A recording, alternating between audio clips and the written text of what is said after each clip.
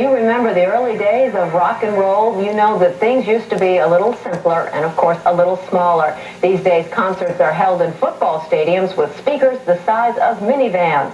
But 20 years ago, a rock revolution began in a little club in an old building in San Francisco. It was the Fillmore West, and correspondent Barry Peterson was there when it opened its doors once again Saturday night.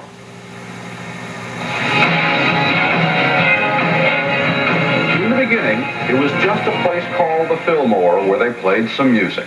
The place was just a nice, not nice, but manic, actually, crazed place from what the 60s was at the time. Drugs, sex, and rock and roll. Opening night again. The times, they have changed. 15 years ago, $2.75 for 4 bands.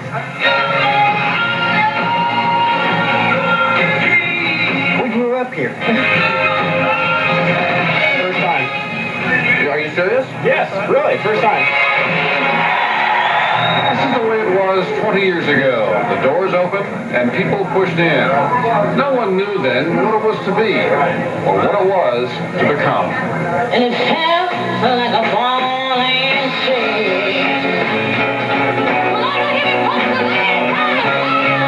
It was obvious within the first few months that it was the beginning of something. Bill Graham, the promoter who put it together, a few bands in an old roller skating hall called the Fillmore. A few months ago, I realized 20 years was coming up, the 20th anniversary. For me, the Grateful Dead were born around the same time, Jefferson Airplane around the same time, and Quicksilver, and Janis, and the light shows, and the posters.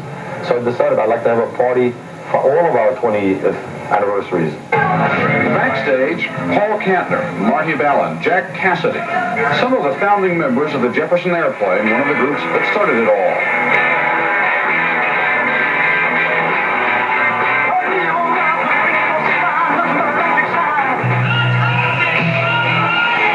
Back on opening night plus 20, with a new band and old memories. I'd say that's where I learned really how to, do what I do. And, where I saw some of the greatest music that ever walked the boards.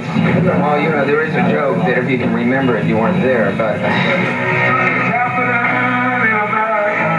the beginning, it was a collection of pretty naive children, really, ourselves, and the people just having a real good time.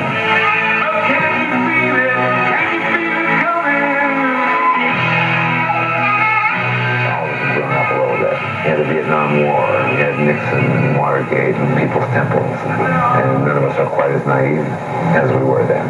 Nothing's as simple as it seems, but something's turning and slowly changing all over America, the whole world too. There is talk of more shows here, bands for young people who weren't even born then, experiencing the Fillmore now.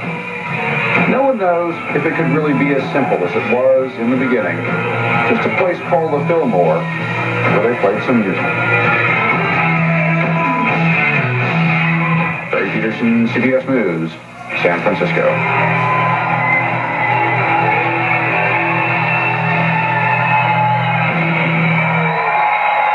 Well, things weren't just simpler in the old days, they were also cheaper. In fact, they had a New Year's concert in 1968 to obviously ring in the new year with Jefferson Airplane, the Grateful Dead, and Quicksilver Messenger Service. And you know what the admission price was? No.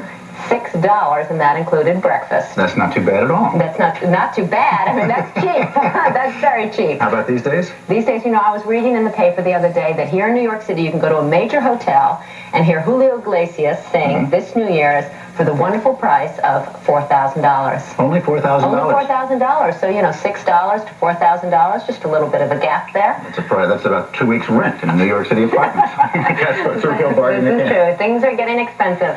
Well, tomorrow on the morning.